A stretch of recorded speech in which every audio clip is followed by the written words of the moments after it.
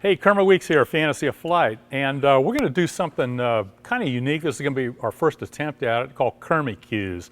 I get a lot of questions on YouTube. I apologize, I can't answer them all. I do the best I can on Facebook, but we're going to do the best we can to take questions that people ask a lot about and basically put them in a little video. This is our first one here. We're going to call this the KERMIE Q thing. Ideally, we're going to see if we can put this out like monthly. So if you have questions, please ask. And our approach to this is to basically see what questions people ask the most and try and pick the low-hanging fruit here. So we've noticed that our P-51C videos, we have a three-part series of the P-51C, has been the most popular. So we're going to start there. Phil went through, got a lot of the questions, figured out what were the most asked, and we're going to try and do those the best we can. So without any further ado, we will get into that. Carter 351 asked, where did you get this P-51 from? In 1985, I purchased the Tallman's collection. It was at the Orange County Airport in California. And basically, I had been working towards opening the Weeks Air Museum, and by purchasing this, before we opened, all of a sudden my collection increased by 36 airplanes, most of them which I shipped back, flew a couple of them back to Florida.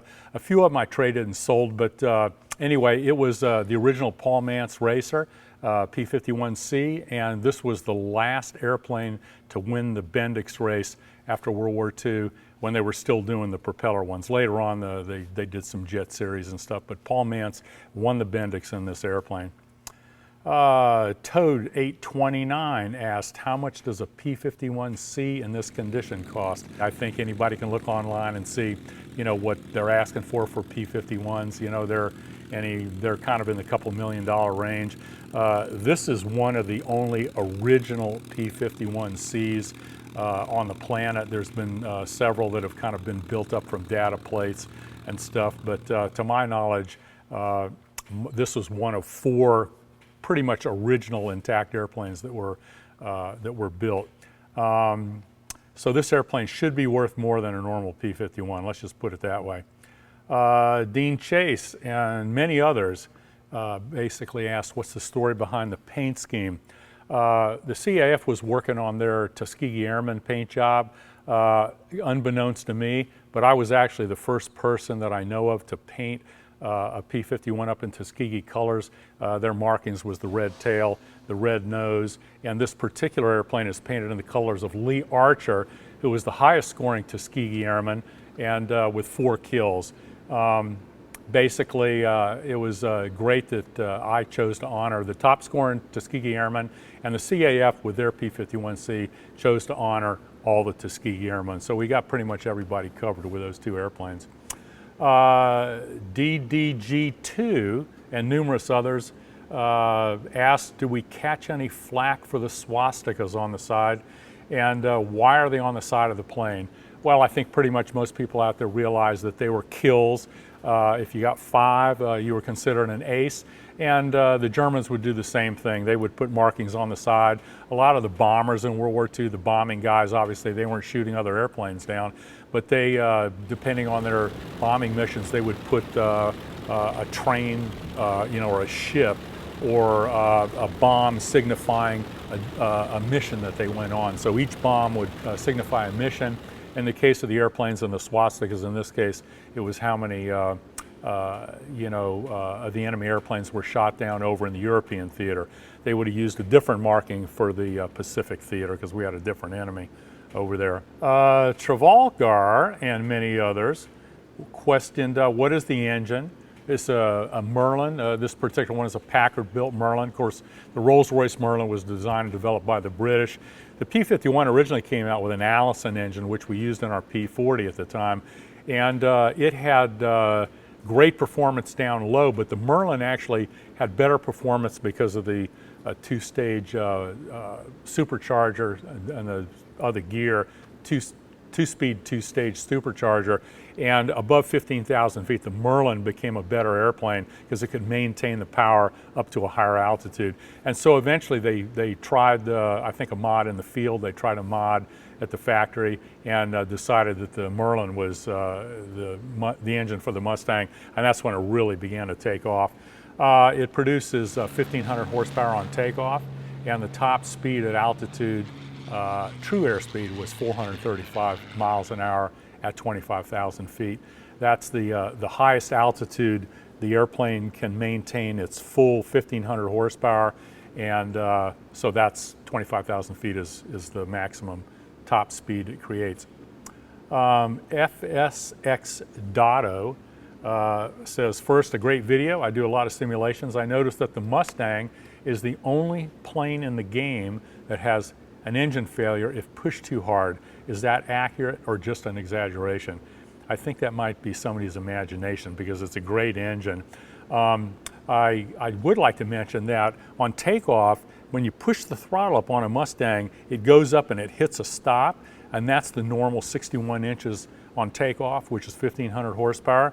But if the pilot needs to, or if he was in a situation with an enemy airplane on his tail or something, you can actually pull the throttle over to the right, push it forward, it'll go up to 67 inches, which I believe is an additional 300 horsepower. So maybe if you went beyond that, maybe you might blow the engine up. But to my knowledge, I think they had a limit on that for a certain amount of time or something. And of course, you know, nobody really cares about whether or not the engine's going to last if you got somebody on your tail and you got bullets coming up your rear end. So Avenger 2 asked, how does flying the C compare to the D model other than the visibility out of the cockpit?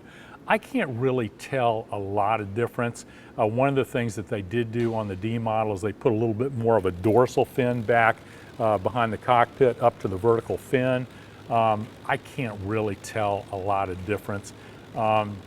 He says also, I've read the C model is marginally faster in level flight and climbs faster because of the drag of the D's canopy and extra fuel weight. Is that so? There's really no difference in the fuel weight.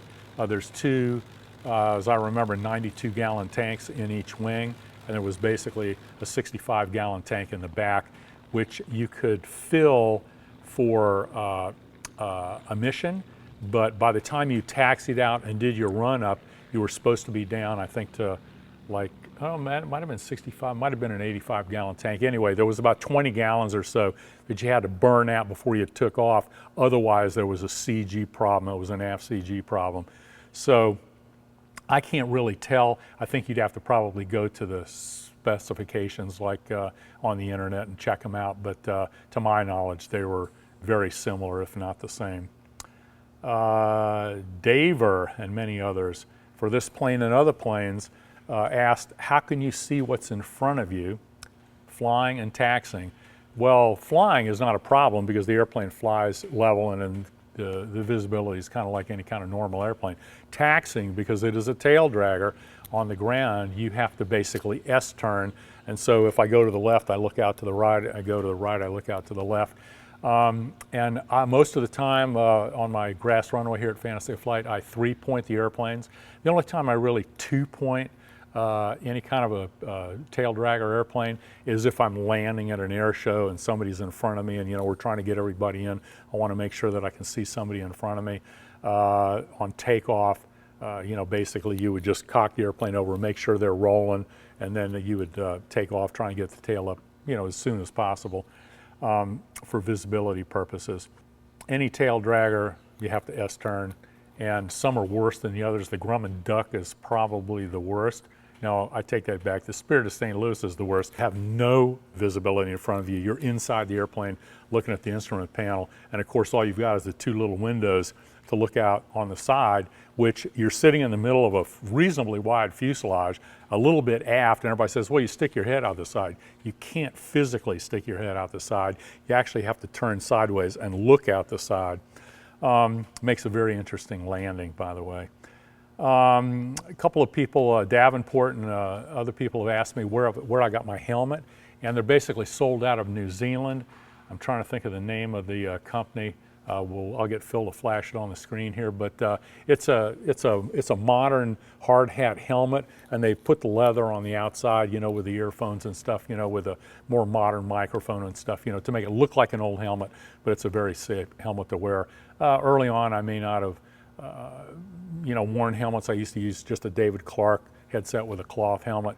But when these things started coming out, it made sense to go ahead and use them to protect yourself. Ron T basically asked, why not wear a modern helmet that can actually protect you? And that's exactly what we do with this modern helmet that's made to look like an old helmet. They're pretty popular, and you see a lot of the warbird guys wearing them. Mr. Cut Folks and many others asked, why do you constantly look at and touch all the gauges? In the case of probably the videos, well, first of all, I'm always looking at all the gauges. I want to make sure the oil pressure and the temps and everything is where they're supposed to be. But in the videos, when I do these Kermie Cams in the airplanes, I'm basically trying to point them out to you as to what I'm talking about, what I'm looking at. So when I'm flying by myself, I don't do that. But when I do the Kermie Cams, I'm trying to point things out to the viewers. Kofer and many others asked, what is the red light that you keep touching on the top of the cockpit front panel?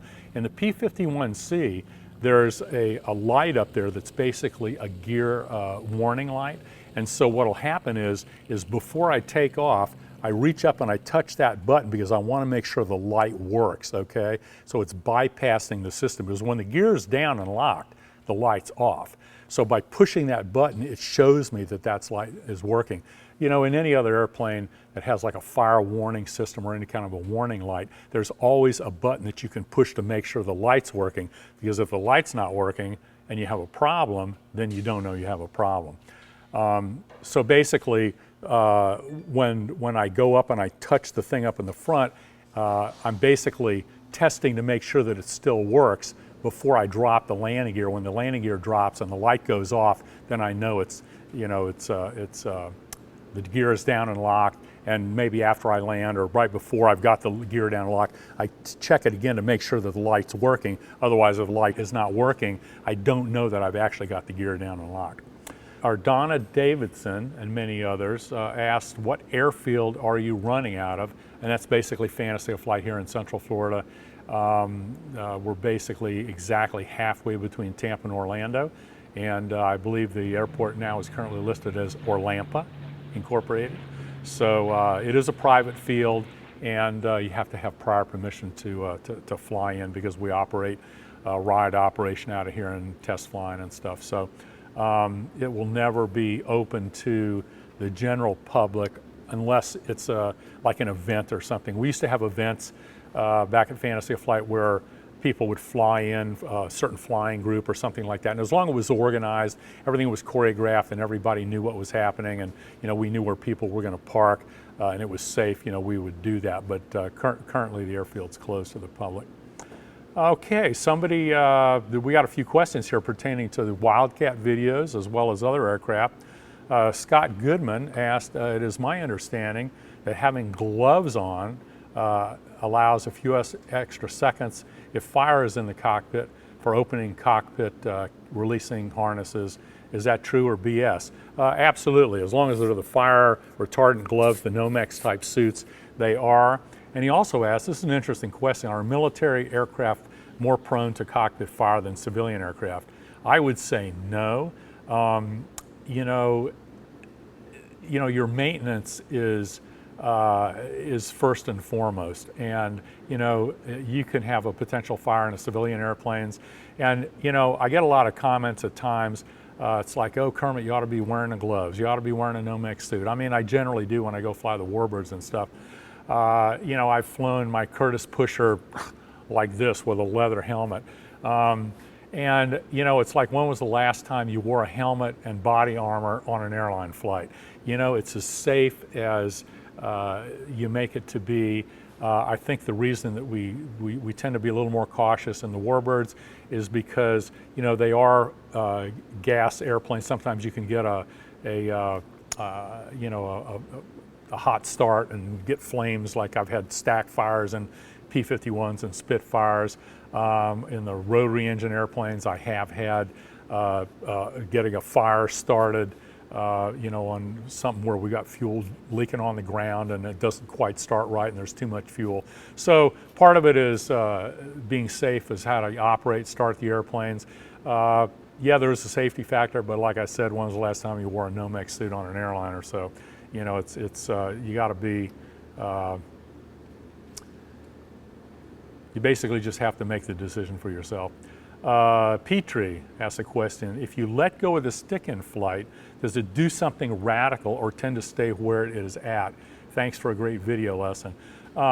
Basically, in an airplane, if you let go of the stick, it's not a big problem because the airplanes are basically designed to, you know, fly reasonably straight and true. But I got to tell you, don't let the stick go when you're flying a helicopter. When I bought my Bell 47, I hadn't been in a helicopter in a long time. Got a quick checkout, went out, did some auto rotations, did some landings and stuff. And when I was flying the helicopter back, and it was something about grabbing a map or picking something up or something, and I let go of the stick and I reached over, and the stick, I think if I would have let it go, it's because a helicopter, in an airplane you move the stick like this. In a helicopter you think about it and you basically breathe, and that's about as far as you move this control stick in a helicopter. And as I recall, I think it started going around like this in ever bigger spirals. Anyway, I learned my lesson, never let go of the stick in a helicopter, but in an airplane it's not a big deal. And I would say it's probably no more different than, and I'm saying you try this, don't do this at home, but if you let go of your steering wheel going down the interstate with your car, as soon as you started realizing that it was wandering off, you know, you would grab it. It doesn't happen instantaneously in an airplane, but I would not do it in a helicopter. But anyway, so with that, I'm going to wrap up this round of our first KERMIE Q questions. Please ask a lot of questions, and we'll pick out the ones that are most pertinent. And we'll see you in a month. KERMIE Q, over and out.